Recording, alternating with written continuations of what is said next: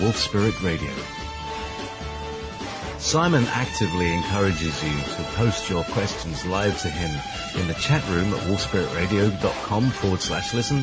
When you ask a question in the chat room, please make sure that you've logged into the Chat and Go. That's the set name at the bottom, that you have a nickname, and that you ask one question in all caps. That makes it easiest for us to collate. Thank you.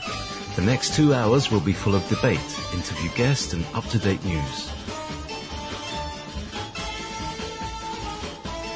Please join Simon and play an active role.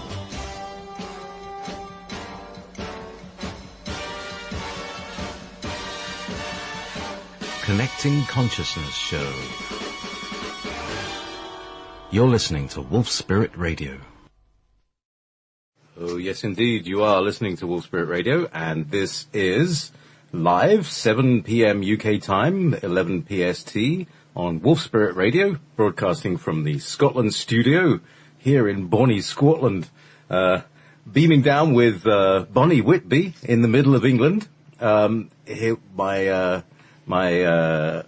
or your host. I walked down a cul-de-sac there. Your host tonight, Simon Parkes. Good afternoon, Simon. Good afternoon. You did really well there, JP. You started off in a fantastic way, and then after about 7 to 8 seconds, you ran out of steam. I always do. I can never do these big. I don't know. I have to go to what's that? Introduction school. Introducer school. Anyway, it's lovely. It's lovely to be back on the show, because obviously we did the round table not very long ago, so it seems I'm back again, but. This is the regular show. This is the important one. It was great. I just wanted to kind of allow you all to kind of free flow with it.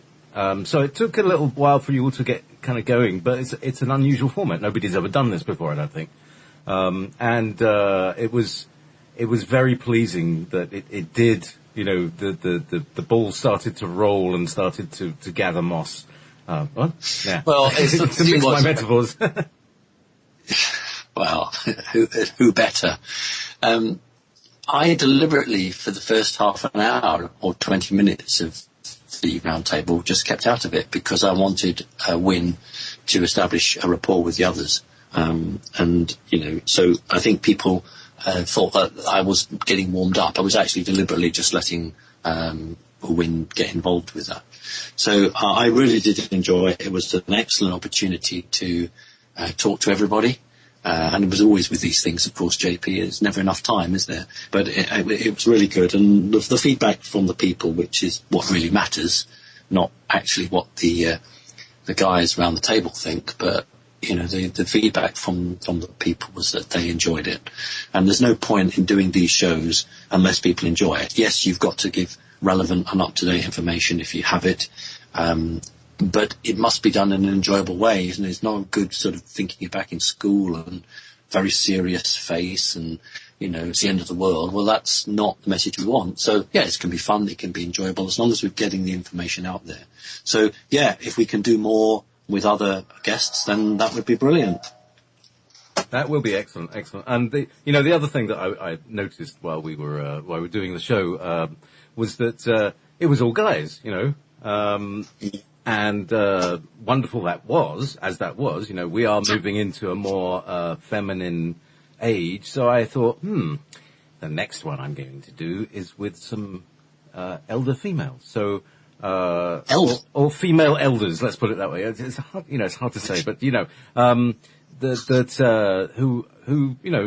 who like you guys have been around, know your stuff. And actually, one of my guests tonight is Eve Lorgan, or my guest tonight is Eve Lorgan of the Alien Love Bite experience. So that will be interesting. It will be interesting. So do stick around for that. But I will, if I can. Go on, Simon. I will. I would like to, simply because that obviously that topic is something that I do work with, in the sense that it's not just alien, but it's sort of what the black magicians use in terms of manipulating people and controlling people. So that's a topic that is close to my heart, in terms of something that I deal with on a regular basis. And very, very few people actually out there have a handle on this, and very few of them are prepared to talk. So I probably will stick around to hear what she says. Excellent. Well, it's going to be a really studied evening, star-studded evening, because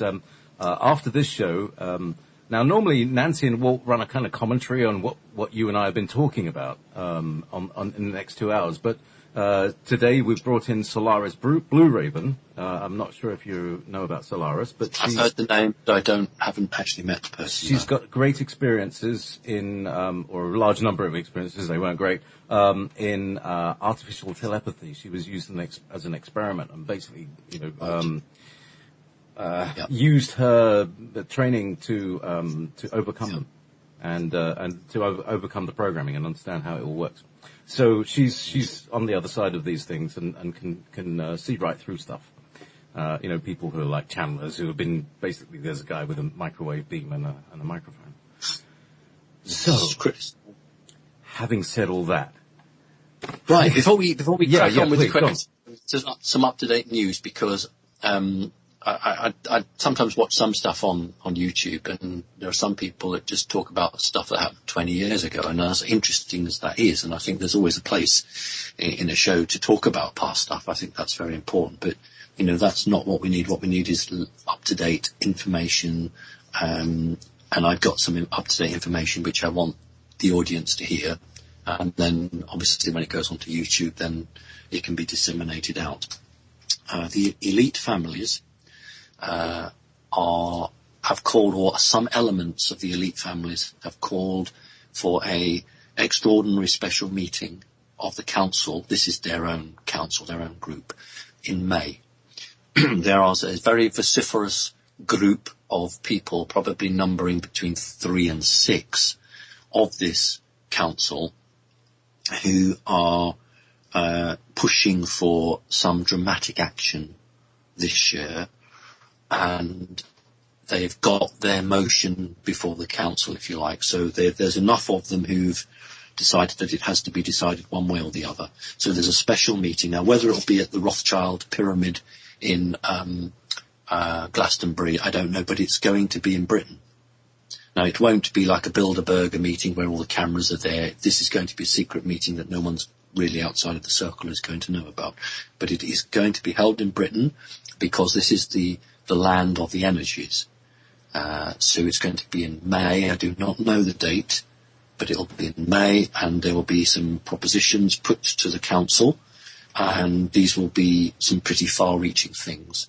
Obviously, none of them any good for humanity, and if any of them are, they're going to take a vote. They always do.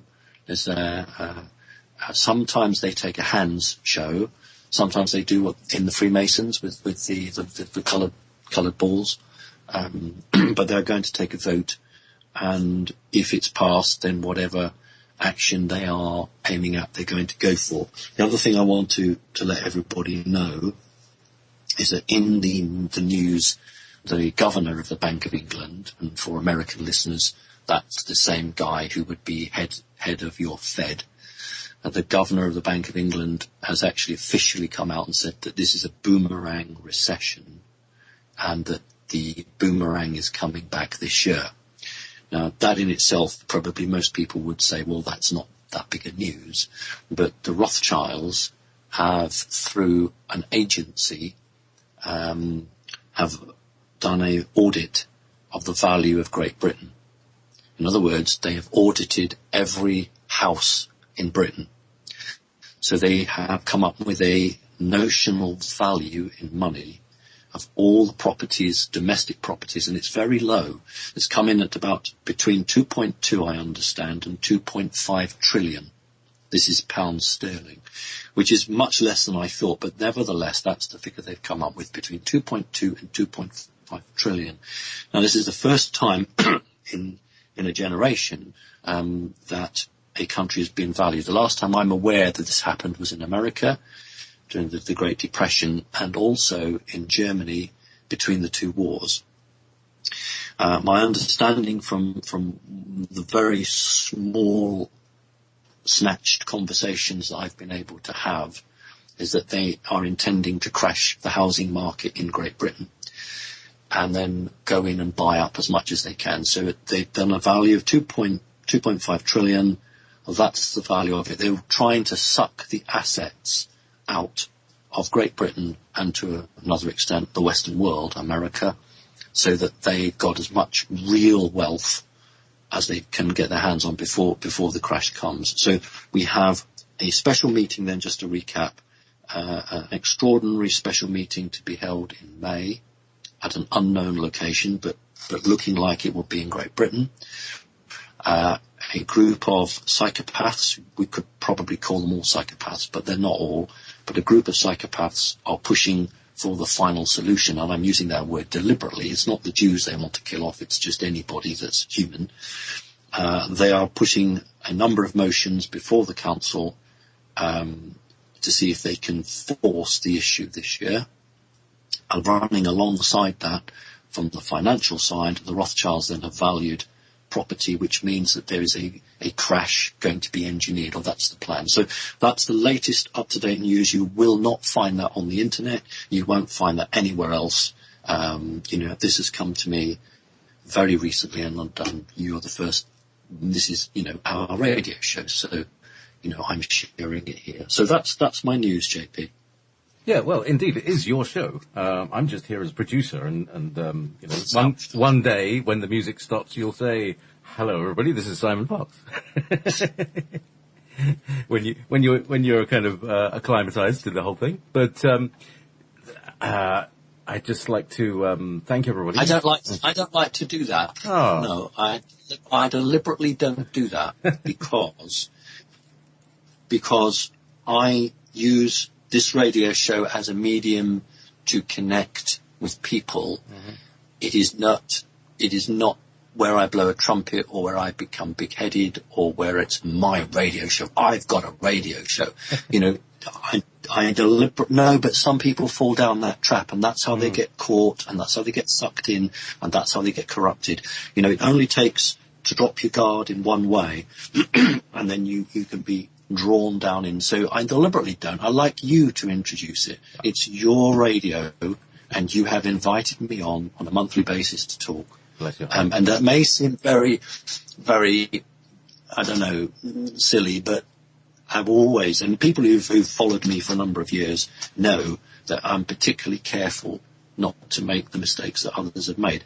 So that's why I don't. So I always want you just to open the show, really. Oh, well, in that case, welcome to Simon Parkes and Connecting Consciousness. So, shall we dive into the first question? And the first question is like, where do we come? This is so off the field. Simon Parkes from Ashley. Do you know anything about the 10, 12, and 410 dates covertly hidden in all TV shows and movies?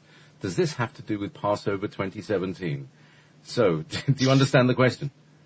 Yes.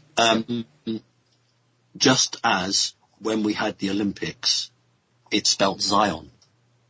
Do you remember the logo for the Olympics? 2012, if you spun it round, it came out Zion. Zion. Yeah.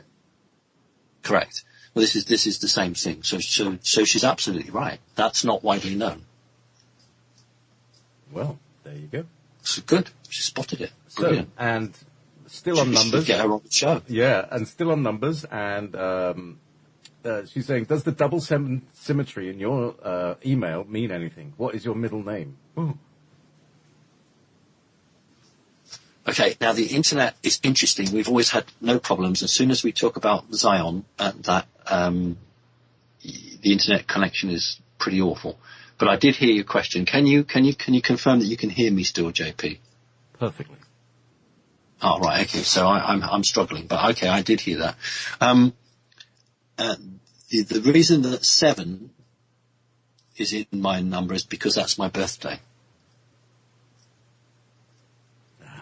Good. Okay, so now from Andrea Delilah. I could add to that. Hang on. Please. Go ahead. 7 is my birthday, but from the reptilian standpoint, the number 6 is the number given to what they call the gods. They're not gods, they're just the reptilians. 6 is the number of the gods, the reptilians. 7 is the number given to the male, and 8 is a number given to the female. So when I had interaction with Mum, and they said that, I was born on the 7th, which I was, the 7th of September, and they said, you were born on the 7th month. And I said, no, I wasn't. I was born in September, which is the 9th month. And they said, no, you were born on the 7th month. So I couldn't work that out. And then on another interaction, I went back to that topic. They never get cross or frustrated with me. They're very, very patient. And they said, no, what in Latin is sept? Well, sept is 7. So they said, that's why you were born on the 7th. So to them, although we know September is the 9th month, the word is sept. And that's the beginning of the word sept, 7. So for far as they were concerned, I was born on the 7th of September, 7/7/1959. Yeah, because of course September is sept, which is 7, and the 7th month used to be the 7th month before we adopted the Gregorian calendar. Exactly. So it was, far as they were concerned, it was 7 is my number because I am the male. So I am given the number 7. It gets deeper, Simon. So there you go. That's why you got 7 on my email address. No, but it gets even deeper because she also noticed. I think it's Ashley Buttermilk. I'm sure it's a female. Confirmed. She's in the chat room. She's saying that Simon adds up to 7 and Parks adds up to 7. That's what she was talking about. She was actually talking about the numerological value of your name, which is also 2 sevens. Because I'm the male. I am the male. So the female would have a number 88. 8. Yes. 2 fat ladies. Anyway, sorry, bingo reference there. Don't start calling numbers, will you? Yeah, I know. Just call my number. All right, so let's move on. Unless you've got any more 7 related. I mean, I've got a 7 thing because I read the 7 rays. You see, and there's 7 levels of everything, and 7 goes through all sorts of things. It's a very important number in many things. Yeah. No, let's get on to the next question. I'm fed up with that. Hello. This is from Andrea Delilah. Hello, dear JP and dear Simon. Some reptilian souls incarnated in Earth human bodies. What does it mean for each soul and for the reptilian race? It is not only for the soul a chance to decide for the good, to what extent influence the change of some reptilian souls the whole race? Thank you both for the important work. With love from Connecting Consciousness, Germany. Oh, that's a really nice thing. That's lovely. Many people, regardless of whether they're, reptilians or whoever they are as a soul, will come here for a journey, just a personal journey, and then they will become involved in other things as they become awakened. But in a number of occasions, some souls have incarnated here to influence at a higher level. So you are perhaps mantid or reptilian or Palladian, and the decisions that you make on this planet, what you do and how you do it, has an energy effect outside of this reality, outside of this dimension. And we can actually change perceptions that others have of us. And that's one of the key reasons in the reptilian line, the reptilians have incarnated here in an effort to try to change their direction. So I think she understands that, and that's a good question. Interesting. Oh, I could talk about that for quite a while, about the connection between that and Babylon 5, but anyway, I won't. Anyway, Max, he calls himself Max of Steel. This is not Max Steel. Long story, long question. All right. Simon Parks. Hi, Mr. Parks. I know that my question might seem dangerous, and this is why I'm asking it to you. Is it possible to contact and ask to an entity from your star family to mentor you? And if so, and do so, if you get an answer, how do you tell for sure that the entity is good and honest? Would you even recommend doing this exercise? Thank you for your honesty and devotion. Well, thank you for those nice words. I like the bit about honesty and devotion because like I said at the beginning of the show, I'm always continually having to challenge myself and ask myself, am I behaving in a way, when I'm on radio that's the right way to be? So that's nice. Thank you for recognizing that. Mentoring. I think I can go with mentoring. You know, I've made it very clear that I don't have much time for people who, you know, sit on top of mountains and, you know, other people go climbing up the mountain and, you know, give offerings and, you know, descended masters, etc., etc. So mentoring is okay. It's quite cool. I like that. You have to ask your own soul whether you think this entity is good, means you good, and means humanity good. And if, you know, you will know, everybody knows. And if you feel that it's a positive thing for you and a positive thing for humanity, then yes, by all means, open up a communication network. And, you know, if you have that two-way dialogue, then you can say, I think you have to be quite specific and say, you know, this is a particular area you wish to develop or learn. What can they do to speed up your development on that line? It's not about giving your sovereignty away. It's not about, you know, being subservient in that sense, but it's about saying, I recognize that you guys have millions of years ahead of us in terms of history. So would you like to share that with me, so that I can develop? That's a big difference from somebody saying to me, oh, please, can you arrange for me to have contact? You know, which I don't do, because I'll say to people, if you're meant to have it, you're meant to have it. And if it's not happening, it doesn't mean anything. It just means that it just wasn't for you in this lifetime, but that doesn't mean in a previous lifetime that you didn't have that contact. So I like the mentoring. I think that's pretty good. So yeah, go for it. Okay, so the next question is from Paul Brevetti. Hello, Simon. Before my question, I would like to thank you for helping me get rid of a jinn. You're a godsend. My question is, I used to work... Go ahead. Just want to say thank you to him for that. I just want to say thank you to him for that. You know, this is the work that the vast majority of the public don't know. You know, they excuse me, they know I do a radio show, they know I do talks, but they don't know the other work I do. And removing jinn is, you know, I'm not the only one that does it. Thank goodness there are many people who can do it and are prepared to do it.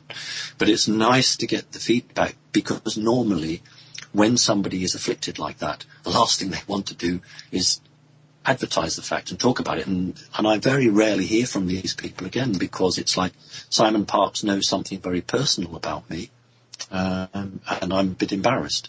And of course I don't discuss it. It's a safe secret. So when someone says, cool, I've got rid of it, thank God for that, now I can get on with my life, that's a really nice thing, and it shows that person is really strong and has developed really well. So just wanted to say that, JP. So yeah, go on. What's the question? But just as a little corollary for that, there are other people who can remove jinn in the world. I mean, you're not the only person who can do that. No. Because, maybe you need to have a list of some colleagues, because you get busy sometimes, don't you? Anyway, so Paul's question. Okay.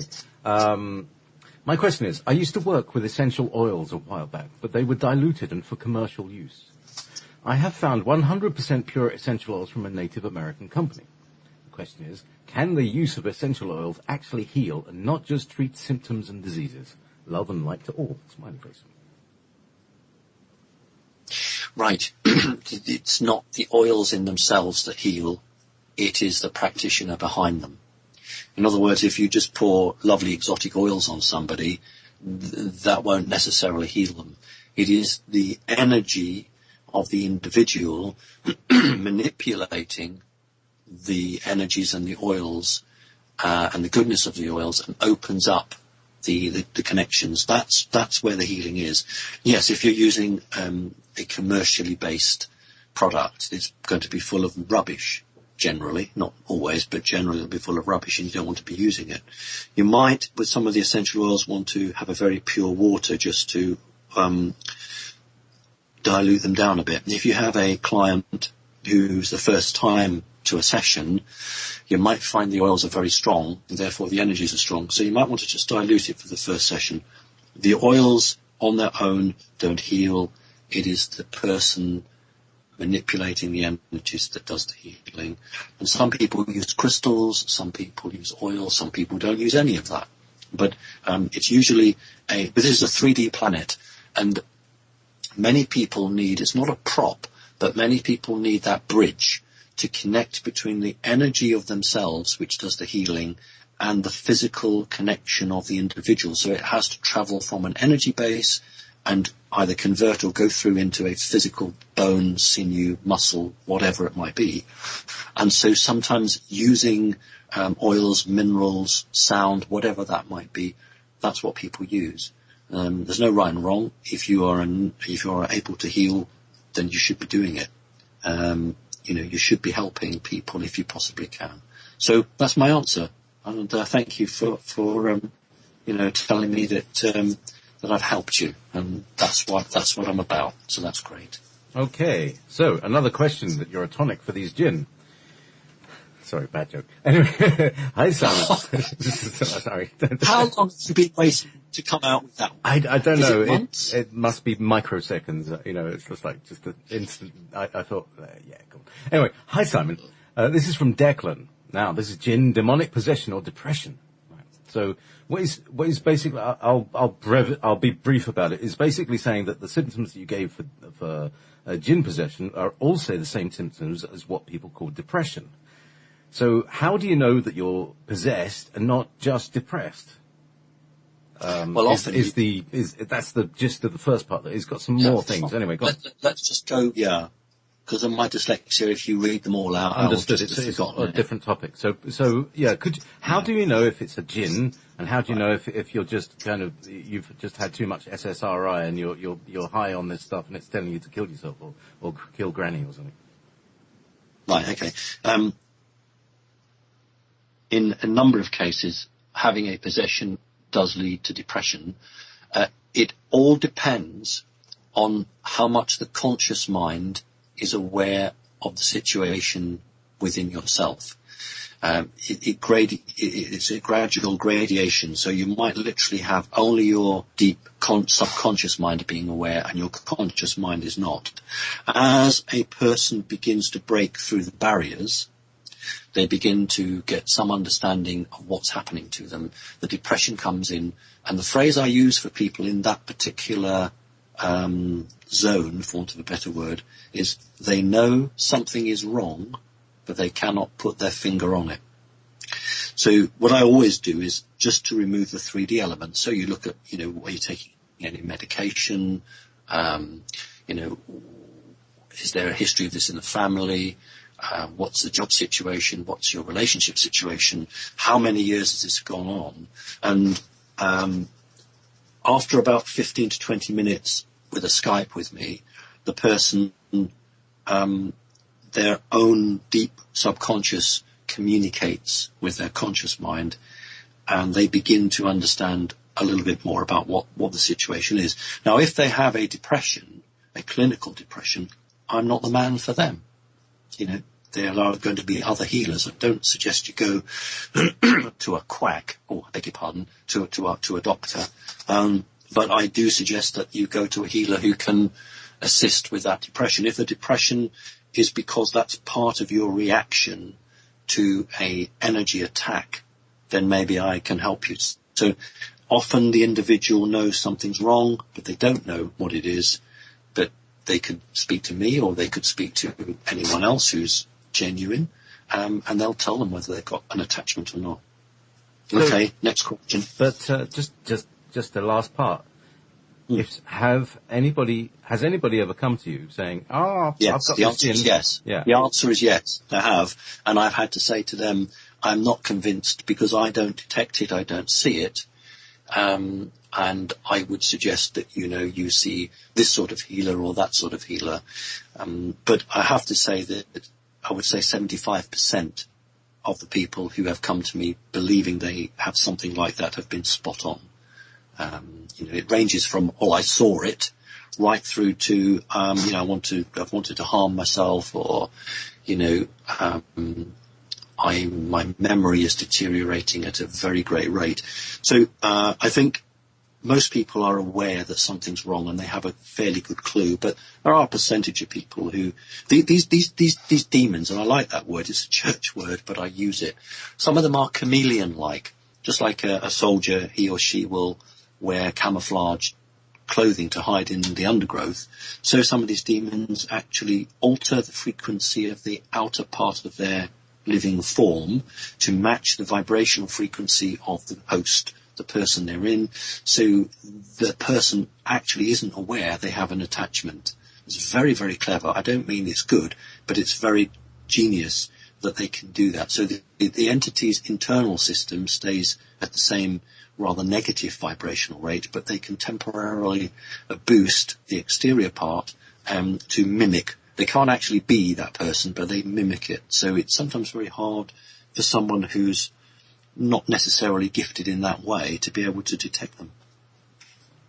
Excellent. So, thank you, because that's some very important information. So, meanwhile, back at the question. So so I would ask you, this is from Declan, all right, so here's his proper question, right? That was a proper question. Yeah, all right, I know, but I mean, like, this is like another question. All right, then. You would like to ask them about the 33rd parallel line of the Earth, and why is it so important to secret societies? Are they stealing the Earth's energy for their own means? Are there stargates along these lines? And was Atlantis built on the 33rd parallel line? Thanks. Well, 2 3s, 3 and 3 equals 6. That's your first point. Okay, and we've just talked about numbers and how, with elites, you add numbers together, you can do other things, but one of the most common systems is to add the 2 separate numbers together. A lot of the terrible atrocities that have been caused, whether they've been bomb blasts on trains or aeroplanes crashing into towers, when you add up the numbers, perhaps of an aeroplane flight, or the number of a train, or trains and planes carry identification numbers, when you add up those numbers, or you add up the day of the week and the month that these things happen, they are all key dates to a very crazy group of people. 33rd, 3 and 3 is 6, but it's to do with the way the Earth spins. On that line, it's considered to be not sacred or special, but number of the energies of the way the planet tilts. Whether it's right or not doesn't matter, in the sense that is what is believed by these elite people, that position around the Earth contains the energies from the crust or from the molten material underneath that's giving that energy, and it's always considered a good portent. So I think sometimes they divide, when they divide a country, they call it parallel this or parallel that. But they're looking for energies that will push them forward, just like why the Bank of England is built where it is. It's on a very important energy ley line. Most banks in this country are built on lines because the bad guys want to corrupt that energy to make more money. However, they shouldn't be surprised if you have you have a leprechaun. I forget what they call them now, but you can put that on a £10 note and it's supposed to bring you more money. Well, that's the view, that you can use the energies, but you can twist them to your own designs, and that's what the 33 is. So any coordinates that add up to a significant number, something that we'll look at. Why did the Rothschilds build their pyramid where they did? Why does anybody with elite knowledge do what they do? Because they are trying to tap into natural or unnatural energies and trying to use that energy for themselves. You have your picture on Skype, JP, which is you looking at a pyramid. And, it's amazing to think that back in the 1960s, Wilkinson Sword produced a pyramid, and you used to, in the old days, you took your razor blade out and you put it in your metal pyramid, and the way the pyramid operates in metal is it ionizes the razor blade, so it self-sharpened that razor blade. And these were very popular. I think it was in the late 50s, and I would love to get my hands on one because it would be a fantastic piece of kit. But of course, they realised that people weren't buying razor blades because they were just sharpening the old ones, so they soon stopped that. So once people understand how energies work, either through the unseen air or through the ground, then anything military or political will follow on. That's why all these meetings, why do you think Strasbourg, the centre of the European Union, was put in Strasbourg? You know? So that's it. So yes, that's exactly what it's about. Thank you very much, Simon. I have to say, I've been building pyramids for 22 years now, and they are a very edifying construction to actually figure out, to do the maths and all that stuff, to figure out how to make joints at angles and all that stuff is an incredibly, you have to learn a lot of things. It's a lot more than you think. Yes, it is, and it's a science that was lost and rediscovered, then lost again, and has been rediscovered. But the problem is that the people rediscovering it are the elite. And it was a Russian oligarch back in the 1990s, through his own personal fortune, who I think built 5 or 6 scale model pyramids in Russia. And you are, I know, familiar with some of the research that was done. And one of the researchers, they took hardened criminals from Russian jails, I think are pretty awful, from a Russian jail, and they put them in a pyramid. I don't know, 1/8 scale or something, and they did it for a week. And then they followed them in terms of their history, and they found that the reoffending rate was something like only 5%. It was phenomenal. So, but why would you build, if you're the elite, why would you build a pyramid in every primary school so that children could go in the morning, be really refreshed, go and learn, and then come back before they come home and be in the pyramid, and have every workplace have a pyramid, when you've got pharmaceutical industry to sell you drugs? So until we get rid of this command and control system, and we can then go back to the energies and the science that was lost but's been rediscovered, and we can totally change humanity. It's not just free energy, or, they talk about the American 0-point energy. That's what they focus on all the time. But there are so many other healing properties that are being hidden from the people. When is the last time a leader of a significant country died of cancer? People need to understand that the elite have access to information and technologies of a medical sense that at one time was common on the planet, and everybody knew it and everyone shared it because nobody was better than anybody else. And I have said before on a previous conference that Her Majesty the Queen in England only goes to one hospital, and I showed photographs of one of the nurses coming out with a buckle on her belt with the Freemasonry sign, and there is no record of any medical school or organisation that is in charge of nursing in Great Britain that has a Freemason buckle, and yet this one did. So the elite have access to things that we should all have. So pyramids are a fantastic thing and can be used for good, and the Russians know about it, and tried these experiments which worked very well. Indeed. You know what I'd say?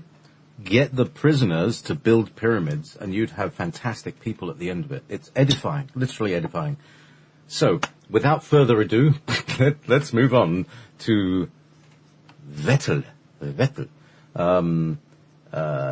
Orbs. Hello, Simon. I once saw 3 bright yellow orbs hovering about 20 meters over the treetops. They were positioned in a triangle similar to a Pythagoras triangle. At one point, one of the orbs started to fly slowly around the other 2. I watched them with amazement, but had to leave shortly after. I was wondering if there's any way of finding out which star race these orbs came from, since they have been on my mind for a long time. Thank you for all your work. From Norway, with love. From Norway, that's nice. With love. Were you singing? No, that was my mind. You heard it in my mind. I thought that was one of your jingles. Well, it may surprise the person. The way I would come at this would be to look at the star family that they are from. Most of what they're describing is an automated inspection drone. That's what they're describing to me. It's a sensor, basically. But they normally travel, or the bigger ones travel in the infrared light spectrum. So if they were visible, I'm convinced that they were visible because they wanted to be seen. It's like many alien spacecraft. People, get a glimpse of them, and they do these weird dances. And I say, look, you need to understand that there's a message there, and the message is for you, because they would normally be outside of the visual human seeing. Right, three balls in a triangle. Generally, the triangle is not a positive sign when used by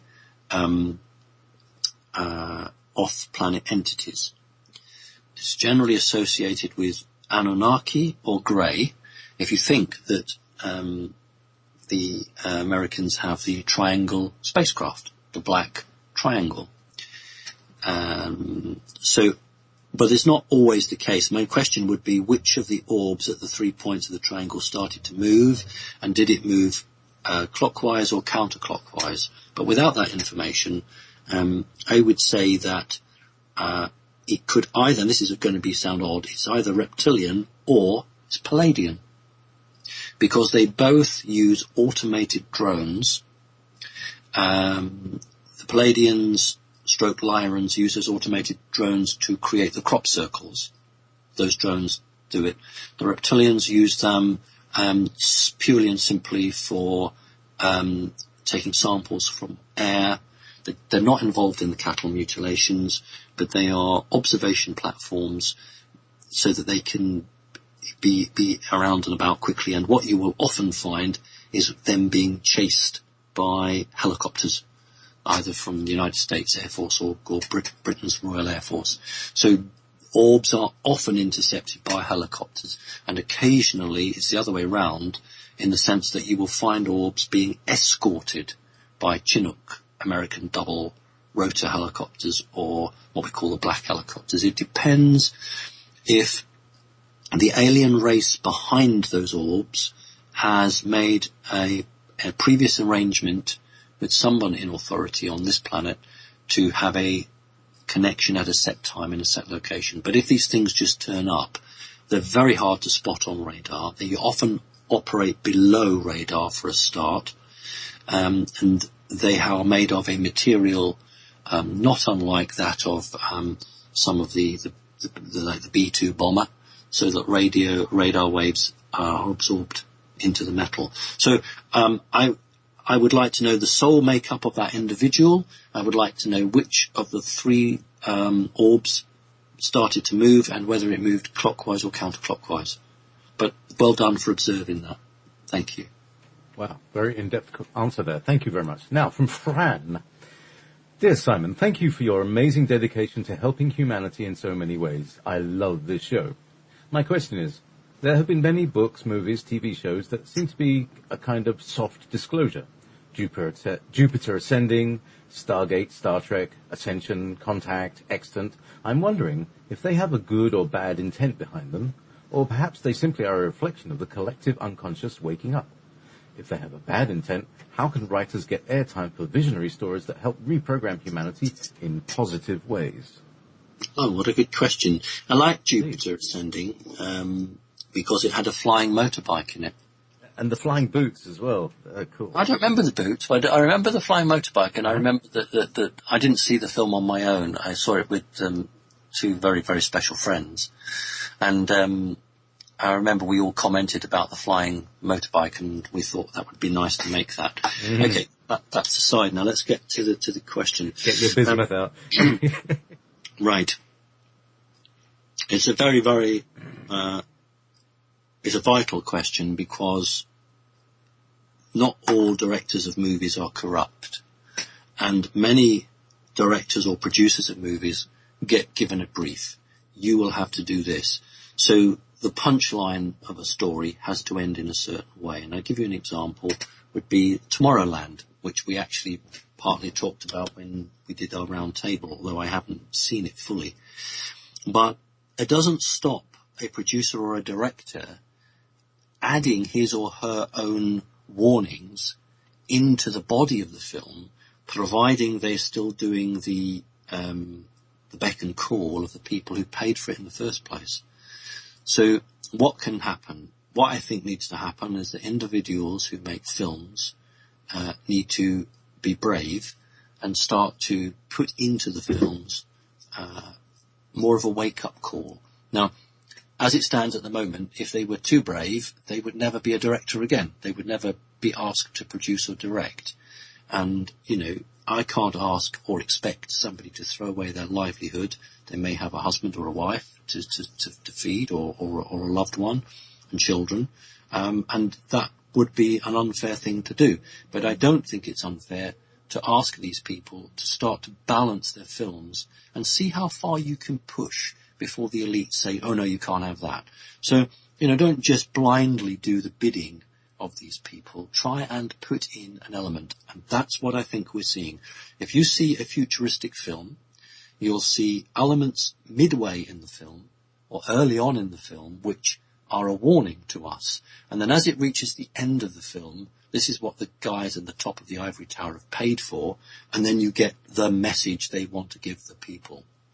So I understand, although I've not seen it myself in Tomorrowland, the message at the end of the film is AI is good, which we know it isn't. But if you look at the rest of the film, it's full of warnings or full of helpful hints. And that's what I want these producers and directors to do, is to actually stop being the bloody animal that's poked and prodded with a stick and does what it's told. It needs to start deciding that it's going to stop and, you know, use its ability and skills to try to help humanity. So, you know, look at Stanley Kubrick. Stanley Kubrick made 2001: A Space Odyssey because he had done something for NASA, and because he'd done something for NASA prior to that, and he was given carte blanche to do whatever he wanted, and he was totally left alone until he did Eyes Wide Shut, when he went too far from their perspective and began to give away too many secrets, and that's why he was murdered. And that's why the film was stolen and altered, and the copy that we see, Wide Eyes Shut, is not the original that he envisaged.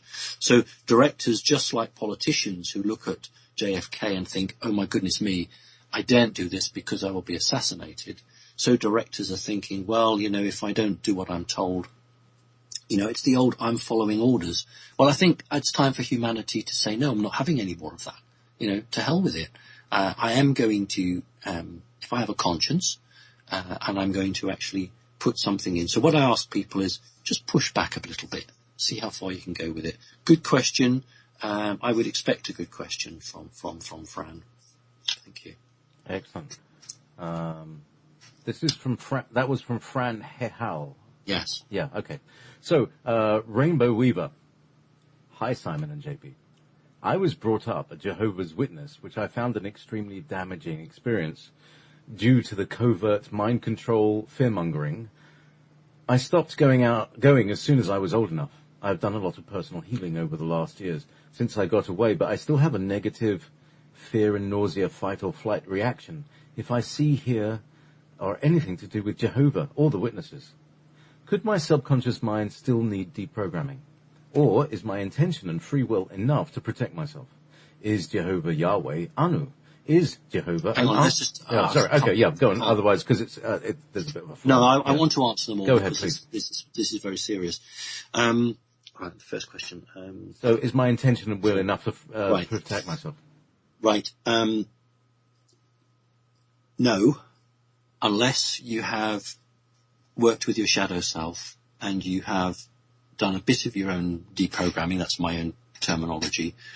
But in order to do that, you have to understand what was done to you, if something was done to you. I mean, you can be a member of these sects or religious groups and just be on the periphery, and you're just a member who goes around every Sunday or what have you, and that's all there is to it. But if you are an interesting soul or a bloodline person, they will come after you, no question of that.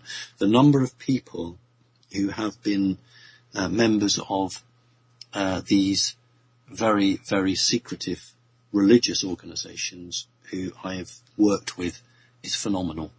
And it's not just Jehovah's Witness. If you think about the Osmonds, the jolly old Osmond brothers, they have one of their released a double LP, double vinyl record, and you open the front cover of this, and there's a huge flying saucer. Well, there's a flying saucer in the middle, and you think, why would people who are Mormons, I think they were Mormons, why would Mormons want to put flying saucer on their cover of their record? Because that surely goes against, what they believe in. And when you actually understand these religions, what you understand is that the very, very top 2 to 3% of the Jehovah's Witness organization understand Jehovah or Yahweh as a non-human entity, as actually a reptilian god. So the Jehovah's Witnesses, 95% of them are very dedicated and very, very loyal to what they do. They believe in it very strongly, and I've always been very careful not to criticize individuals for believing or choosing to believe in something. I've criticized people for giving away their power to somebody else, but not, the religion side of it. And here we go, the numbers again. Jehovah said that he would save 144,000 people. 144,000 people. Which isn't a very good religion, because when Jehovah's Witnesses come round and they recruit more people, their likelihood of getting saved gets less and less. Diluting it, yeah. Yeah, at least the Christian one had it right, was you can all be saved. So, the club is as big as everyone. I have worked with a very large number of people who have escaped, and I'm using that word, have escaped Jehovah's Witness, and have been involved where demons, my favourite word, have actually been called and put into people, and they've seen it. And, and they've had that done to them. And, you're thinking, well, it's got absolutely zero to do with religion. It's got everything to do with control. And anybody who has been out on the high street shopping, and there have been these people from religious groups who've been out recruiting, I will always tell you they have piercing eyes. Their eyes are unnatural. They are chosen to do recruitment because they have hypnotic-like eyes. So I don't have any time for these groups. They are there to take away your freedom and your sovereignty and to make you worship something that isn't there for your own benefit. So if this person wants to try and email me, I'd be very happy I wouldn't charge, just do a 5 or 10 minute Skype just to see if they have anything in there that perhaps shouldn't be there. Okay, so the question, is my intention and free will enough to protect me, is no, you need help. But the next question is Jehovah, Yahweh, is he Anu? Is Jehovah an archon or a reptilian? Oh, that's a really, really good question. Yeah. Right. Even I, who think I know quite a bit about the reptilian culture, I struggle with that very question, because there was more than one son, and when they fell out of favour, they took themselves away from the family and set themselves up in their own right. So you have one son in what South America, the Aztec, the Mayan group, and then that might go to see the Zulu tribe in Africa. I am not convinced it's Anu. I think it's one of the sons. So but I can't be 100% certain. What's interesting in the chat room, a lot of people are saying, I escaped Judaism, I'm an escaped Catholic. It's like, this is a kind of refuge vessel, people swimming in the sea of, but what, JP? The collapse of religion. Yeah, but you know what, JP? When people are through no fault of their own get sucked into religion for a whole myriad of reasons, it's their own personal journey. And those that are meant to break free will, because what happens is they think, hang on a minute, this isn't actually helping me. This is helping the people on the top. And they begin to appreciate that they themselves are what matters, not the system or the structure or anybody else. And they then make a conscious choice to remove themselves, which is usually very painful. It means they lose friends and family. But they are so determined to break free, they do. And then when they look back, they say, oh my God, how did I ever get sucked into that? But the point was that they went through a learning process, and they are the stronger for it. And, they must never forget that. Excellent. So that is, it's such a thing. Anyway, so she says thank you, Simon and JP, for connecting consciousness. Now, very brief from Rose. Hi, Simon. When will the truth about the cancer cure be revealed? Oh, that's interesting. Yeah, please refer to your earlier answer about the Pharma Society. Anyway, please go on. It won't be until everything else is revealed. It's part of the dominoes waiting in a big group, in a big bunch. It's not the fact that they don't want to give the cancer cure out just for itself. I mean, yes, they make lots of money because they treat it with chemotherapy and God knows what else. But the fact is that it's not the cancer cure itself, it's the question that comes up, how long have you had this cure for? It's that's the point. It's not about the free energy so much that all the corporations are making trillions and trillions, which they are, but it's, how long have you had it for? Where did you get it from? Because when one part of the wall comes down, then all the other elements of the wall are called into question. So the cure for cancer would be something that came out after we have a situation in the Western world which means that ordinary average people are left with no alternative but to completely change the way that they view society and the value-based system around them.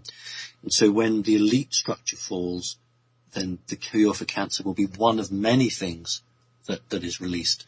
Now, the question was when. So I think that the lady is asking for a date. I gave 3 dates: March to April, June, July, and I initially said October, November, and then I added September to that. These are the 3 key points. And, we had the terrorist incident, unfortunately, in March, which I predicted to be in Belgium. I'm predicting a financial situation and a political situation.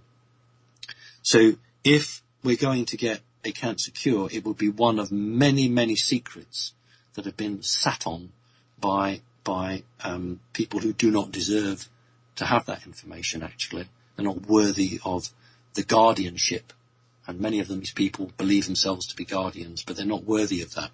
So, I'm hoping that, I've always said, haven't I, 2016, 2017, these are the 2 years when things will happen. So if it's not 2016, I'm hoping it's next year. So, yes, within our lifetimes. Thank you. Now, this is a slightly long question, but it's this is from Horong. Greetings from Malaysia. Even though at present moment I'm not in that country. When I was a hardcore Christian child, I prayed to God, and I got these chills down my spine and goosebumps. Slowly I broke out of religion, and when I talked to myself, because I'm a loner, and thanked everything around me to feel better, maybe, including every living thing and potential spirit guides, and I get the goosebumps and chills. But from time to time, hopelessness still takes over.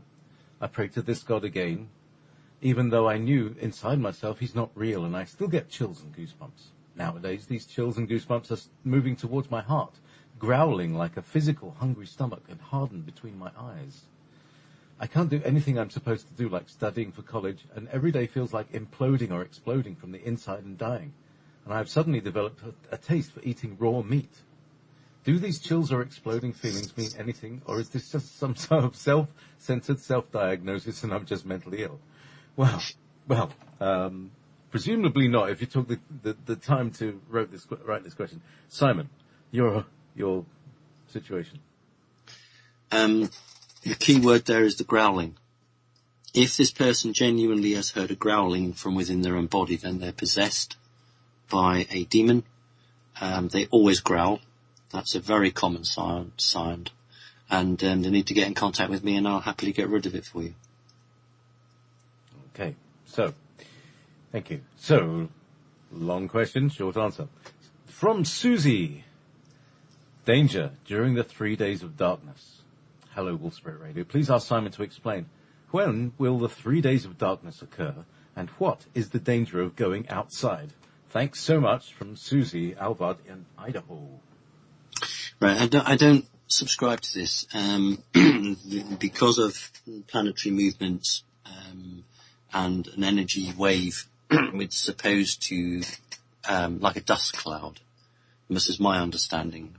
This may not be what the questioner is asking, but my understanding is that there is a lot of chatter at the moment about the potential of a dust cloud being placed over the Earth to protect it from harmful emissions that could be coming our way during these periods that I've actually given as dates of warning. And the drawback to this is that there would be a darkness over the Earth, and it would lower the vibrational rate of the planet, allegedly, and therefore people might be more susceptible to an attack. My understanding is that there is definitely an energy wave on its way. I'm not convinced that there will be 3 days of darkness. I do believe that positive off-planet entities are working their socks off to ensure that any physical damage to the planet that's due to occur this year will be minimal.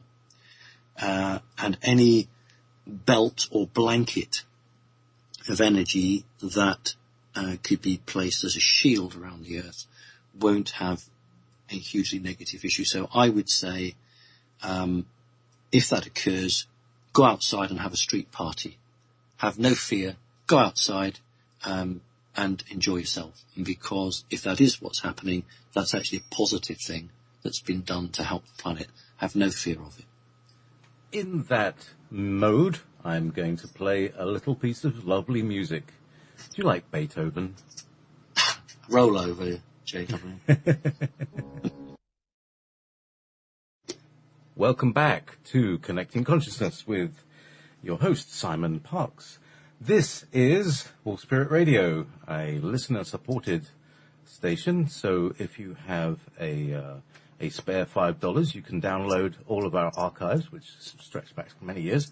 And you can download as much as you would like to in 1 month.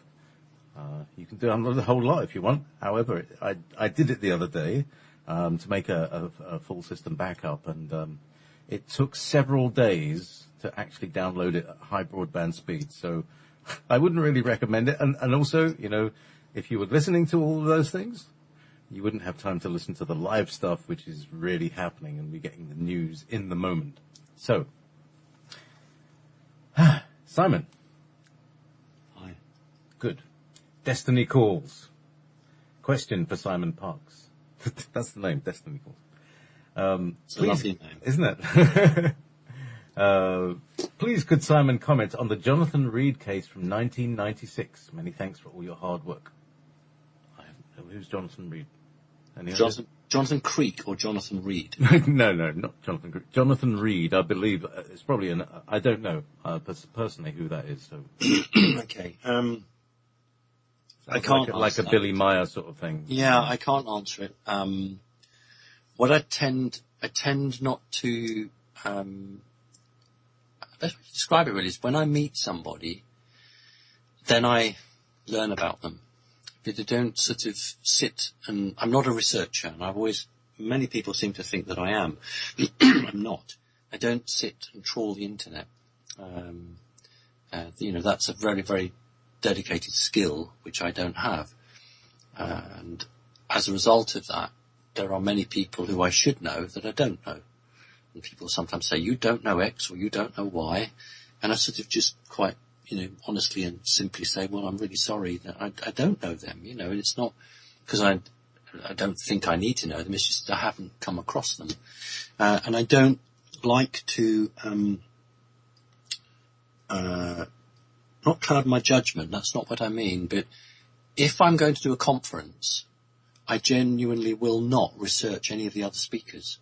All I want to know is what is the topic they're speaking of. And it's the same way when I do radio shows. People will often say to me if I'm doing an interview, not this show, but they'll say, well, would you like the questions up front? And I'm quite horrified about that and say, no, of course I don't want to know what the questions are. It takes away the excitement of it. And so I don't have a full knowledge of all the very good and excellent people there are out there. I just hope one day I will meet them. So I'm really sorry, I don't know about that person and I can't comment. Okay, thank you. And, in response to a point earlier, the chat room is whizzing past so fast, I really can't keep up with it and ask questions. But basically, the system, we're oversubscribed with questions from the word go. From the moment the show started, we've already got like about 4 hours worth of questions. And it's getting crazy because I only opened the gate like an hour before, So anyway... but remember what I offered, JP? Yeah. We could do a late show or something and try and, couldn't do all of them, but we could just try and go through and try and reduce that because it's so important, isn't it? And I know you are 100% dedicated to the user, the users and the listeners all being part of it. And I would hate to think that some of these questions would never be answered because it's so awful if somebody is taking the trouble to listen to our show and puts a question in and they don't get that question answered. They know that the likelihood of it being answered perhaps isn't very high, but, it would just be a nice gesture at some point in the year, whether we could do a special something or other, and we could not go through the night, but we could try and reduce the backlog. Do you think we could do that one day? Either that, or you could have more than one show a month. It's up to you. It's your airtime. You're the one that you're the technical guy. Well, if you want to do it, we're doing it here on air. We're negotiating now. But if you want it, I can give you a second show because you bring people to the station. They're very nice and it's good. So that's good. Shall we have an off-air discussion about that? We shall indeed. Fantastic. Meanwhile, and I haven't got my jingles set up anymore. I got very ill actually. I had a real, an inner cleansing. It went all the way, and I also replaced the computer that I had, which was an old failing one, with a lovely gift from a gentleman in Norway, in Holland, excuse me. And so I've got a new system, and I haven't got everything put in there. But let's just make a point of that. Yes. There are so many good people. I know every day we're bombarded with negativity, and I've had people give me gifts, and it just opens your heart and it gives you the strength. You think, why do I go on day after day with all the horrible things that are said about me and all the stuff that goes on, and then you meet somebody who says, I got my computer gifted to me, and that's so wonderful. Somebody who's got a reasonably good job and, follows the subject but doesn't quite understandably want to put their head above the parapet and get it full of arrows, says, look, I'd like to help you because I support what you do. And they give us presents. And it's that keeps us going. It keeps us going emotionally, but it also keeps us going technically, like many of us. I don't have a 9-to-5 job anymore. I gave that up. So when somebody gives me a gift of a computer or something like that, then that's such a godsend. So, if people are giving you gifts, JP, it's because they recognize in you somebody who's fighting against the system and trying to do good. And so to everyone who has given a gift to anybody, wherever they are, that's so lovely. Thank you very much. Indeed. Many, many thanks particularly to John. He also sent me birthday presents. He sent me a bunch of gluten-free treats and snacks.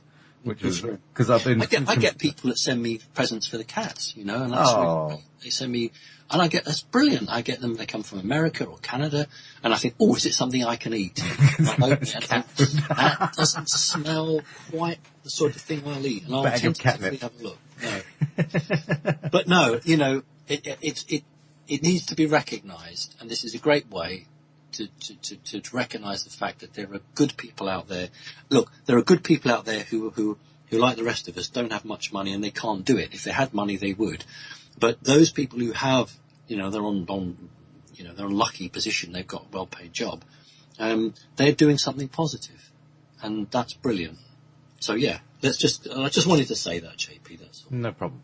Thank you. So here's a really good question, and this is from Spirit Bunny. Geography. Mars. What event or events triggered the collapse of Mars's magnetic field? When we did the roundtable talk, didn't go into it in a huge detail for two reasons. One, because it's incredibly personal to him, and secondly, because it wasn't the Win Keats show. It was a roundtable show, and he could have talked for ages on that. And we will do a very big. I'd like to do a Maldek special myself. All right, okay. That sounds like you're going to tie a load of gelignite around yourself and send you off to. Ha ha ha. Right, let's get back to. Meanwhile, yeah, go on. So, but Win Keats. I had to get one back on you. I know. It's only fair. You're taking the mickey out of me. Only fair. Right. So it didn't just lose its magnetic field; it lost its oceans as well. That's a key point. And if you look at the Earth, the crust, and one hemisphere of the Earth, the crust is as average. On the other part of the hemisphere, our crust is only a quarter of the thickness. And that's the side that took the blast. So there was I call it a nuclear explosion, but not the nuclear that we understand, sort of an antimatter type explosion, which is still a nuclear reaction, which took off all of the oceans of Mars, removed its atmosphere. Mars had an atmosphere. It didn't have a strong atmosphere like we did, but it had an atmosphere. And that's why today it still has a very slight atmosphere. I don't hold with the view that you could stand there and breathe without an oxygen mask. You couldn't. But there is a slight atmosphere. So it was a huge explosion which took off the water. The water, a large part of the Mars oceans were caught in the Earth's gravitational field and were brought in and added to the water that we already had. That's why the Earth has more water than land. Originally, we were 50-50, which is exactly what you would have. 50% land, 50% water. But we don't now. We have, is it 2/3, 66% is water, I believe, and the rest is land because of the added water from Mars. So it was a nuclear type explosion, and Mars was quite close to that.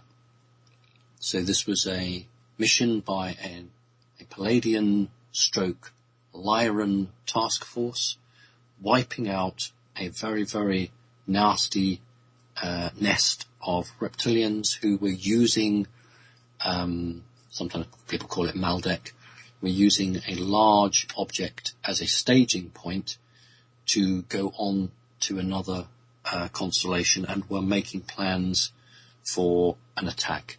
And so it had been predicted that had this attack gone on, it could have swung the war. We call them the Palladian-Lyran Wars. Previous to this, they were just the Lyran Wars, and the Palladians became involved, or one arm of the Palladians became involved. And my good friend Win has very, very clear memories. They're not dreams. Majority of people do get good memories back as dreams. But of course, unfortunately, it's very hard to be 100% convinced of that because it was a dream. But if you get a memory in waking time, then, if you don't believe it, it's because you're choosing not to. And he's had a waking memory of that actual operation. So it was a very difficult choice because many, many people died, and not just the people who were targeted. They were innocents were killed. That is why the Palladians carry a huge karma because of the number of innocents that lost their lives. And this is why 3 years ago I got sick to the back teeth with the New Age people waving their arms in the air and saying, oh, Palladians are sweetness and light. I want to be a Palladian. Oh, I'm a Palladian. And I said, well, do you actually realise the culture? And of course, that didn't go down so well. And then, of course, introduce people like Wynne Keach, and who can give some balance to all this. Palladians are good people, but the reason they're still here is because they kick back. And some of these kickbacks were questionable. And the attack on Maldek and the destruction of that was questionable. And so anybody who's a Palladian and is aware will go through that turmoil within themselves. You cannot watch Ender's Game if you're a Palladian and you are in connection with yourself. You cannot watch Ender's Game without being emotionally moved by the end of the film. Because in the end of the film, a whole planet is destroyed and all the life forms on it. So, yeah. So that's the reflection, that's the echo of destroying Maldek and the psychic shock which that would have produced. I mean, as well as the physical damage, i.e. the asteroid belt, the Kuiper belt, the deluge, the destruction of Mars's atmosphere, the burning of the seas of Mars. Apart from all that, there was the psychic shockwave as well, that reverberates throughout the universe instantly. But you see, that's the point, because that's what sacrifices are all about. When you end the biological life of a living creature, there is a huge amount of energy released. And what the black magicians want, and the people who kill children, is they want that energy that is released at the point of physical death. And so if you know how to use that energy for bad purposes, because you wouldn't do it for good purposes, but for bad purposes, it's like charging your battery up. And so when you get these situations on the planet, there's a terrorist attack supposedly taking place in one country, that is fueling psychic energy for something else, which is not being in the news, is not being covered, but something else is occurring in another planet, and another country. And we had that with the CERN.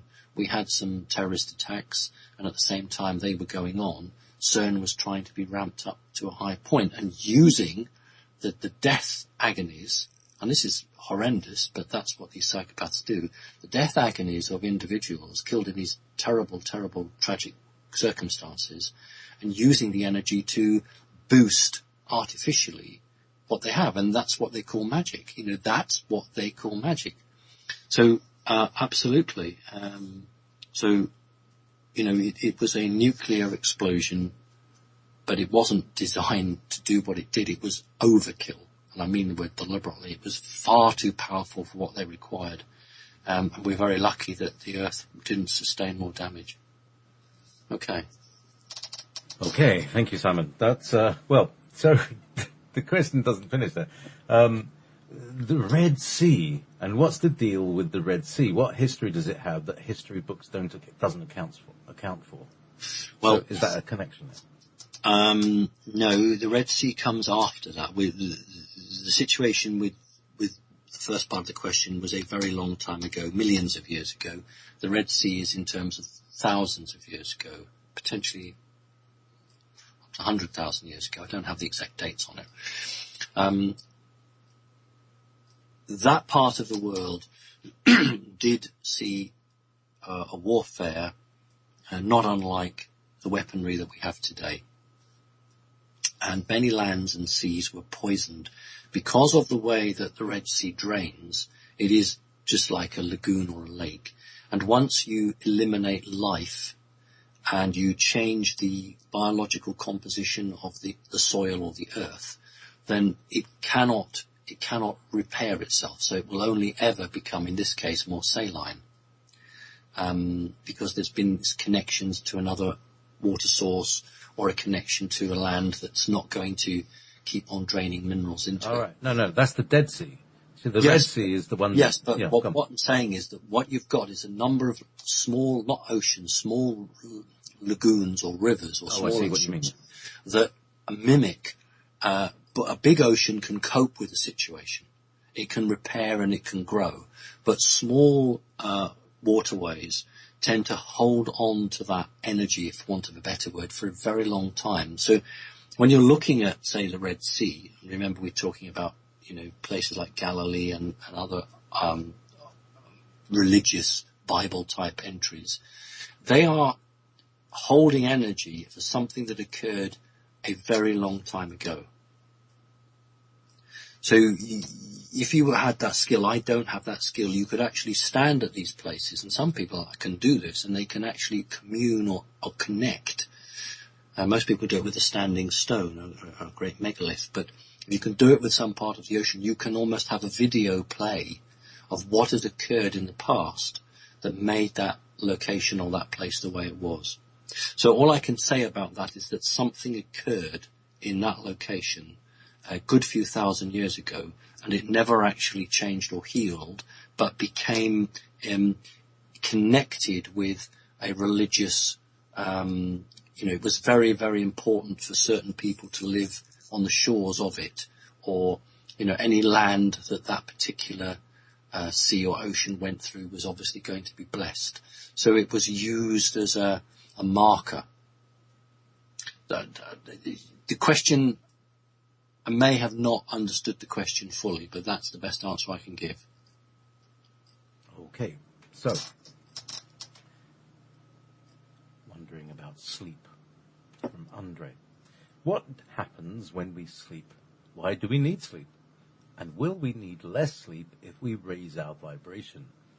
How much sleep is needed depending on vibration? Right. My answer is not going to agree with anything that a doctor would tell you. When we sleep, we connect without any interference to source. We connect and we almost replay what's occurred, and we reaffirm for what is to come. That is why if you don't have sleep, you become muddled and confused. It's not just the physical body tired. It's the fact that the information from source, which we're all connected to source 24/7, but when we sleep, we change our vibrational rate and we open up the chakras to allow that information to come through as an encoded form. And if we don't connect back in that way, as we're meant to do, back to source, then we don't have the encoding. I don't want the word program, but we don't have the encoding for the following day. We're not reconnecting back to where we've come from. And if you are deprived of sleep, it is not just a physical running down, it is a spiritual running down. Yes, we're always connected to source, but we are designed to shut down for certain number of hours in a cycle and to reconnect clearly without any interference. That's the point. No television, no radio, nobody talking to you. Connect straight to source and to recharge. And the only reason it's nighttime is because our eyes are designed to see in light. So therefore we sleep in the night because we can't see. If it was the other way around, we'd sleep in the day and we would connect to source in the day. So that's purely and simply it. That it's not just the physical body that craves sleep. It is your soul craving a connection back to source because it wants that pure, uninterrupted element. And that is why the elite psychopaths with their Tesla stolen technology do all or nearly all of their attacks at night to people when they're sleeping, because they wish to hack into this channel and they wish to give people false memories or false ideas or to attack them, because that is when the human is acting as an aerion and is trying to connect with the creational force. So these bad guys understand that very clearly, and hence that's why many attacks occur at night time. Thank you. Thank you. This is from Astra Galactica. 2012 Dream. Hello, JP and Simon. Thank you so much for your avid commitment to ufology. You truly are fantastic people. I'm so glad to listen and help with this change. I have a question for Simon about a dream I had. It started on the night of December the 21st, 2012, 21st, 27th. I dreamed of my mother and me driving in downtown Atlanta, Georgia, when all of a sudden the sky had turned a jade pastel mint color and the sun turned into a great cosmic aurora. I got the sense that our sun in the dream wasn't dying but transforming from an energetic shift into another dimension. As this happened, I began to see auras of everyone, in everything around me, but half of the Earth's population could not. But there were others like me, including this scruffy biker guy in a gang who wouldn't look ascended but had a soul of gold. From there, my dream took me to the forest, where me, the biker guy, and others were meeting into this ascended, colourful forest, but for an unknown purpose. What in the world did I dream about? Much love and pastel dreams from Astral Galactica. Right, well, I think I would go to my local paint shop and ask for a jade pastel mint colour. That's amazing. I don't know what a jade pastel mint colour is, but it sounds really great. Actually, most bikers are very awake, and the reason they're awake is because they have separated themselves from the control of society. So, many people who form groups or clubs which are not part of the establishment do so because they have an alternative lifestyle. So it's not just people who go off grid, but there are many people who wish to seek that. So it's interesting that in this particular dream it is a biker. Now, I don't know whether the person has a fetish for, guys in leather on motorbikes, and why not. But I think it's more likely that this is a person who has broken free of the control system. Now, I don't know what I would do if this was my client. I would now be asking a whole series of questions to get answers, but I can't do that, obviously. I don't think this is a prophecy, because many people wonder if a dream is something that's yet to come. I think it's about the individual who is on the verge of truly breaking free, this lady, and she is going to meet somebody who is going to set her on the path of freedom. Seeing the auras basically means that she moves from the physical 3D and becomes psychic. And remember, I've tried to talk about the difference between being spiritual and being psychic. So, if you see auras, you're psychic.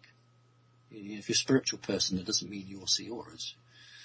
So I think it's a potential that this individual has, and her soul is trying to tell her conscious mind through dream state that this is a potential for her if only she will follow it through. So she'll probably say to me, yes, but I am very spiritual, and I'm sure she is. But sometimes we have to go that extra mile. We have to do something extra.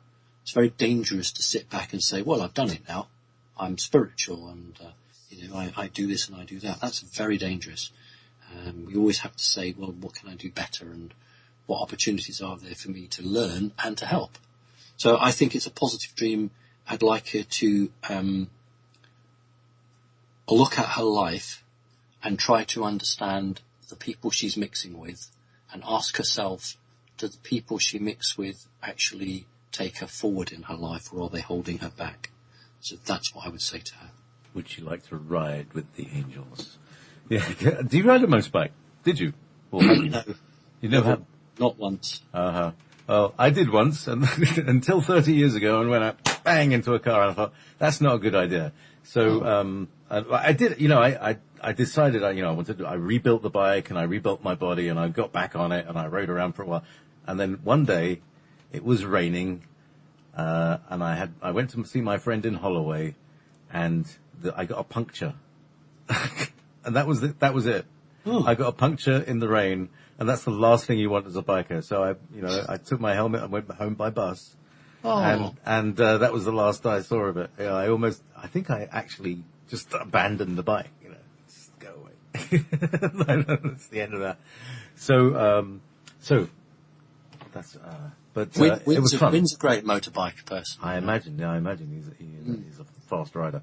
Anyway, so meanwhile, back to somebody else. And, Go on. the friend that was very instrumental in setting up Kinetic Consciousness, she was a great biker as well. There's a thing about Was she? bikers.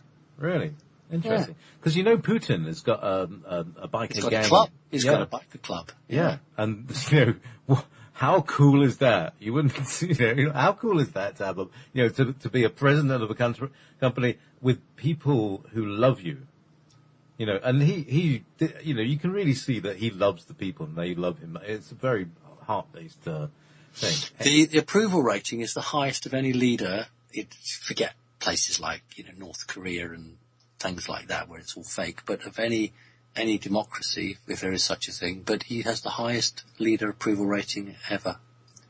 And that's what the Western world doesn't like. Can't understand it. So indeed, yes. Hey, if anybody wants to send me a bicycle. Anyway, Oh, JP, it'll rain and you'll get a puncture. I know, and then I'll leave it and I'll just walk home with the. Mind you, you with get the those hoodie. folding bikes now, couldn't you? So if you got a puncture, you could just fold it up, put it in your rucksack and go on. Simon, when you and Wynn figure out the levitating motorbike, because probably likely in Britain to be the first people is going to be him, isn't it? Correct. So I wouldn't mind.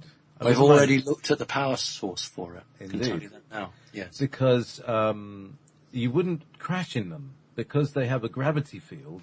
They're sending out a pressure in front of them, so they don't hit things. In theory, no. Well, yes. I mean, it's UFOs a don't hit. magnet. Well, we don't want to go too loud, but it's a magnetic field. In fact, when spacecraft, human-built spacecraft, actually leave the Earth's atmosphere, they have alien or back-engineered technology in the craft sending out a magnetic field to repel small meteorites.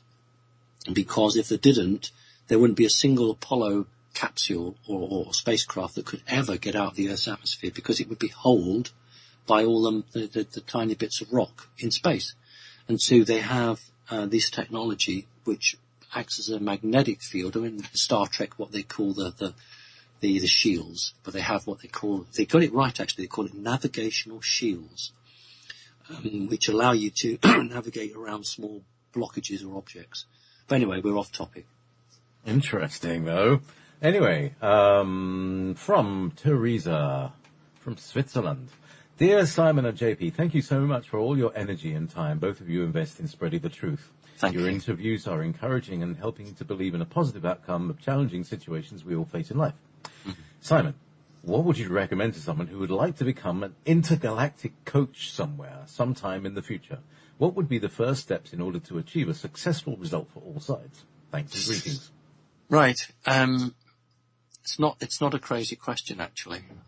You could pay $5,000 to Dr. Stephen Greer and go and stand on a hill in the desert and learn how to try and communicate with aliens.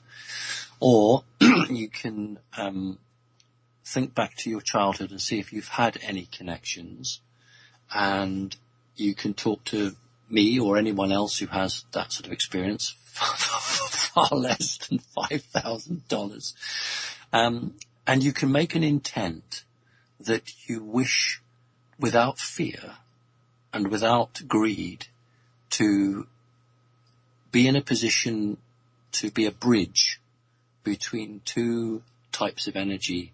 One is waning and one is growing, to allow that which is changing to merge with which is that of the future.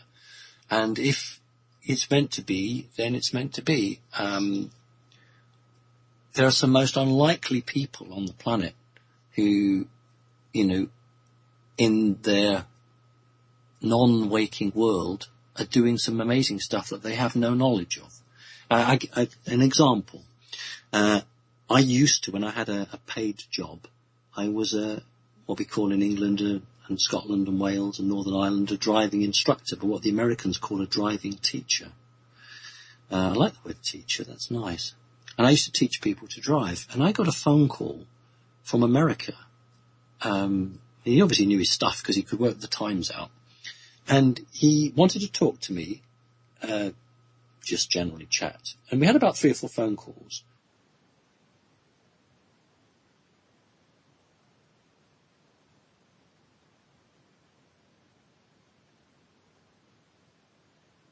And he then proceeded to tell me about a driving instructor, a woman in Britain, who at 2 or 3 o'clock every morning got up, went out, and gave hybrid, half-human, half-alien people driving lessons at 2 or 3 o'clock in the morning, and then came back, went back to bed, got up in the morning and knew nothing about it. So my question to him was, well, how do you know that? Which, he was very, very cagey. And ultimately, in the end, when I basically said, look, you work for American intelligence, don't you? And then I never got any more phone calls again from him. But the reality is that there are many, many people who are having a otherworld existence and have no clue of it. And the first indication you should have is when you wake up in the morning and you feel that you have climbed Mount Everest. And you didn't do anything naughty the night before, you went to bed at a reasonable time, and yet you wake up in the morning absolutely shattered. And when that starts to occur, or when you find that your front door is unlocked, and yet you knew you locked it the night before, or something along those lines, then you can begin to perhaps have an idea that you are doing something. Now, if you're doing something in another dimension at night, then it's very possible that there may come an opportunity for you to do that in this reality. But it's all about you, your intent, whether you have fear, and whether the energies of the time are in tune with you, or whether you are in tune with the energies of that time. So you might be the right person in 1990, but the event doesn't happen. And by the time the event happens, it's no longer your place to do that, but you might do something else. So I would just say, if you want to do it, there's one thing above all else that you must have, and that's absolutely no fear. Because if you have fear, you cannot. Well, I'll give you an example where the American military were talking to a group of off-planet entities who were called the Conformers. I think they were called the Conformers. And these are crystalline creatures who, when they speak, they sound like that you're dropping ice cubes into a metal bucket. That's the best way to describe how it sounds like. You've got a great bag of ice cubes and you pour them into a metal bucket. And when you communicate with these creatures, there's a set protocol and a set way of doing it. And you have to learn all the different protocols and all the different ways for all the different races. And, if you don't pronounce the name correctly, of course it's all done in your head. You're not speaking with your mouth. But if you get it wrong, it's a terrible insult. And if you act in another, so a terrible one would be the reptilians. When a reptilian meets a human for the first time, so that particular human is meeting in a military base, that human has to bend forward, put his or her, particularly a male, they don't like males, put his hands on his knees, so he's bending forward. And that's a sign of submission. Now, if you didn't know to do that, then goodness knows what would happen. I mean, I guess that you would have, there must be some sort of training manual.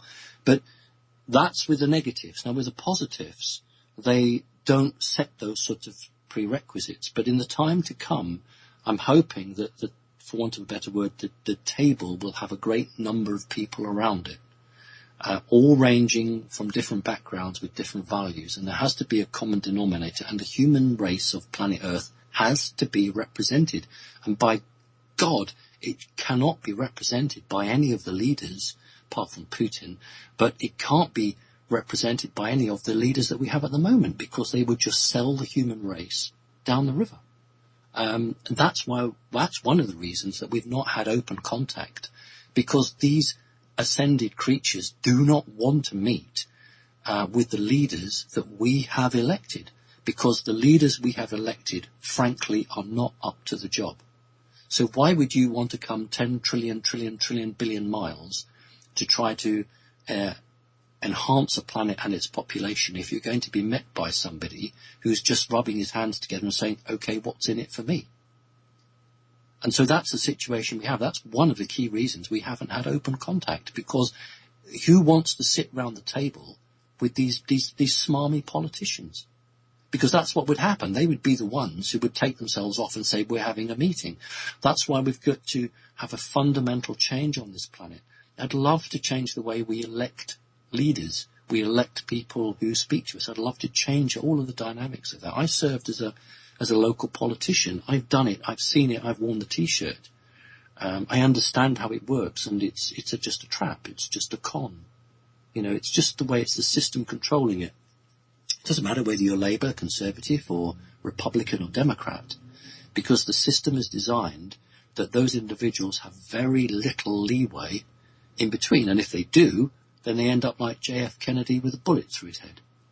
So we need to change the system. We need to change it fundamentally.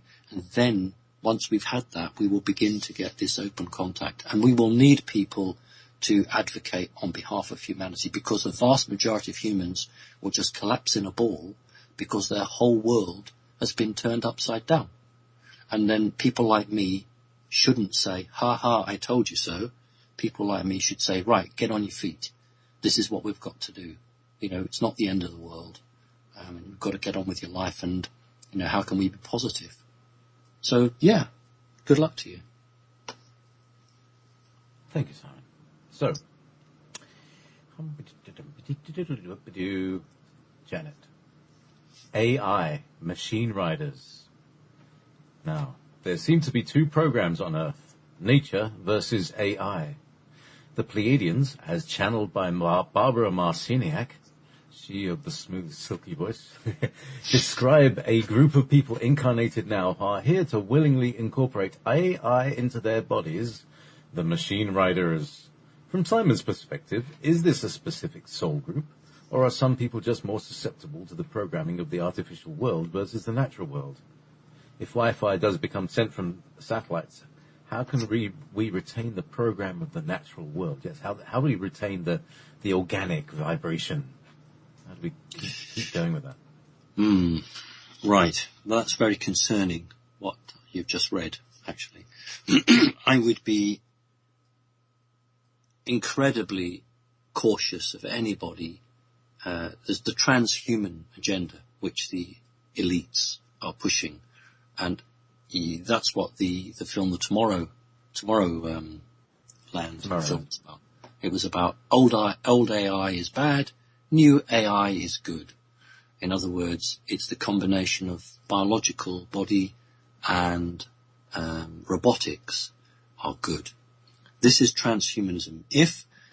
Let me take it back. If I was, and I'm not, but if I was an energy being that wanted to control the planet, but wasn't capable of physical form, and could only influence by manipulating happenings and people's thoughts, I would want to have the control through physicality. But with all of these bad guys, they have to get humans to do the work for them, because the law is they can't do it. They can't actually go and do it themselves. Otherwise, they'd be omnipotent. So the law of the multiverse is that if they can willingly convince the physicals, the physicals, to do something, then it's almost like an arrangement. So what they're trying to do is to get people to turn their back on source, turn their back on the biology, and to become robotic. Is this not what happened on one timeline when the humans, the Illuminati, took themselves on the underground bases and became almost wiped out, and then were greeted by a group of greys who then said, we'll give you technology to convert your bodies into robotics and you'll never die. The elite always have sought never to die, whether it's cryogenic chambers or this, that, and the other. They just want to live forever. And this is one way of trying to convince humanity through Hollywood. There have been so many films of robots, half people, half human. Now, when the first Terminator film came out, we were shown a robot that was half human, half robot, who was totally evil, the first Terminator. And that was too much for Hollywood. So then we got the second one, he became a good guy. And the third one, he was a good guy. So we are being, I won't say conditioned because humans aren't stupid, but we're attempting to be conditioned that mixing biology and robotics is a very good thing.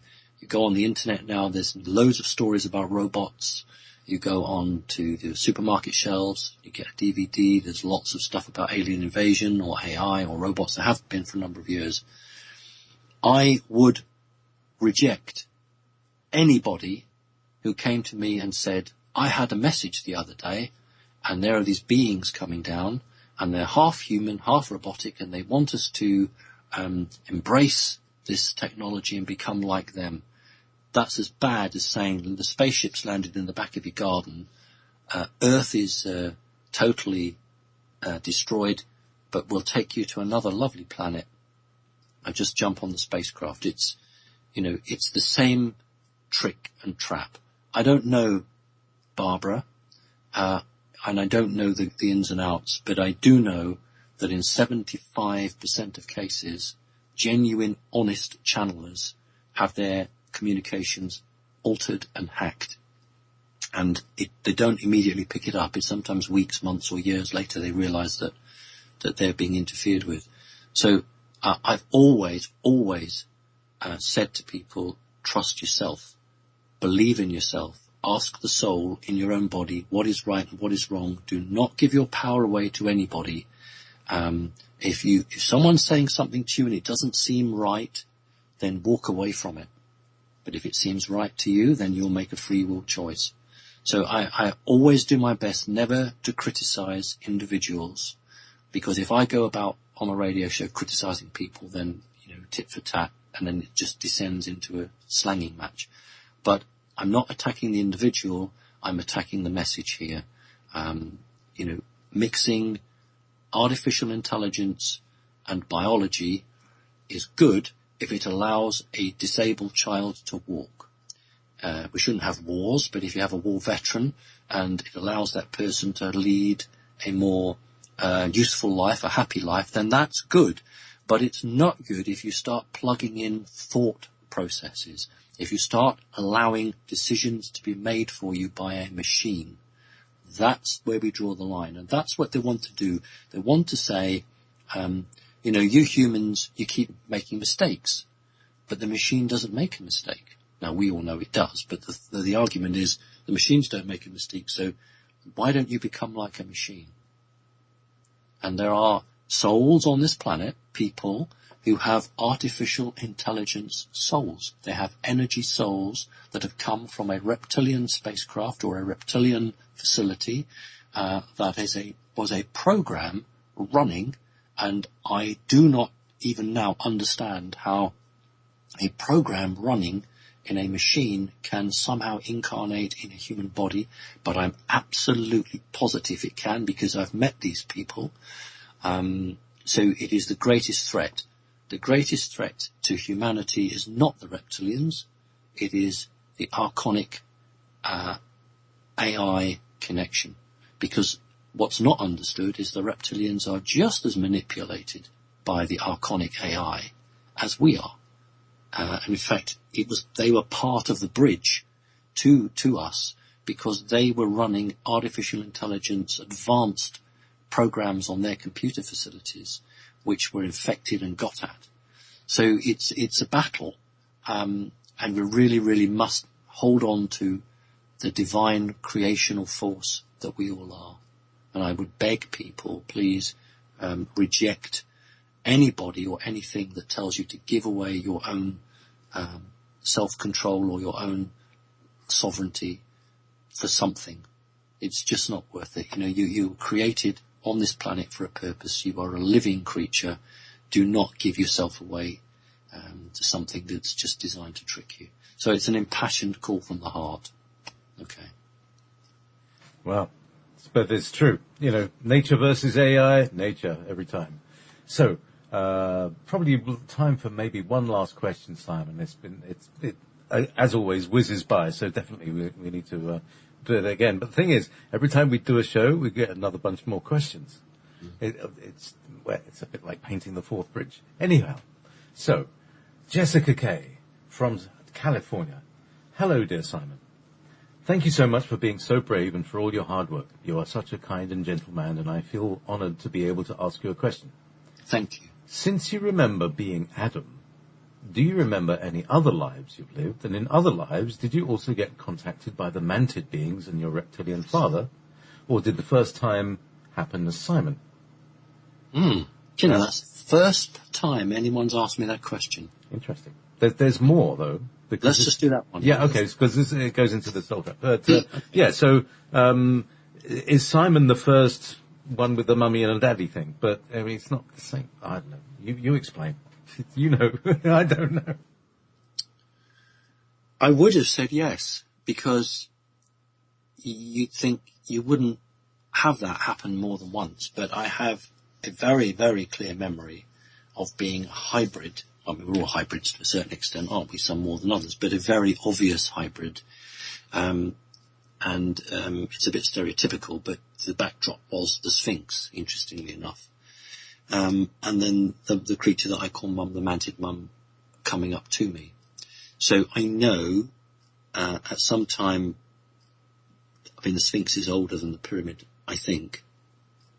So sometime between now and the last 10,000 years, then there has been that connection. Unfortunately, I haven't got a previous memory of the creature that I refer to as Dad. I have I have some past life memories, but the mum creature is the only one that I know I've seen, or at least I can remember. So I'd have to say no, this is not just this manifestation, this lifetime. Although would have to question my soul makeup, whether my soul makeup in this manifestation is the same as in previous manifestations. So that's something that I have often wondered.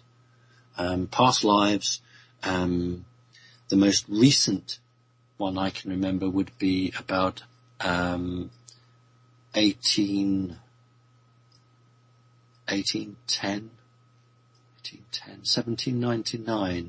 I think it was born in 1799, died in 1847. So I have one past life that's the most recent I know of, which would be, that time I've just given.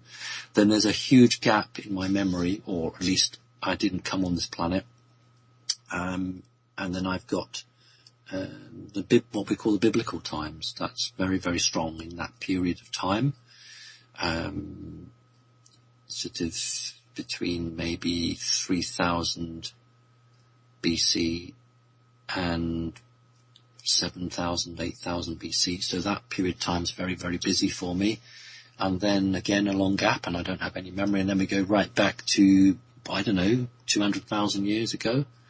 And the period of time that the questioner first referred to. Yeah, I hope that helps. Thank you so much, Simon. This has been Connecting Consciousness with Simon Parkes. And do you have any final messages for this period? Yeah, I think it's just basically, we are entering a very, very, very, very important time. The people there have been many, many whistleblowers and insiders who have warned that the elite were going to do something, and year after year after year nothing happens, etc., etc. Well, when I come back to the beginning of the show where I talked about that there is going to be a very special meeting of these people, and they are going to have to come to a resolution. There is a motion going before them, or a series of motions. If one falls, one of the motion falls is a sort of committee speak now. It doesn't mean the other motions automatically fall automatically from that. So if the first motion is voted down, then there will be a second or possibly a third one. Variations on a theme. So there are, finally, these crazy people are putting the crazy thoughts to the vote. So that's where we are with this. Now, whether that is false flag, alien invasion, whether it's the detonation of some sort of device, I don't know. But that's where we are at the moment. So as soon as I get information, then I'll make sure I tell you on the radio show. Thank you very much. An ominous sounding ending, but stay tuned because better things are going to come along the way after this.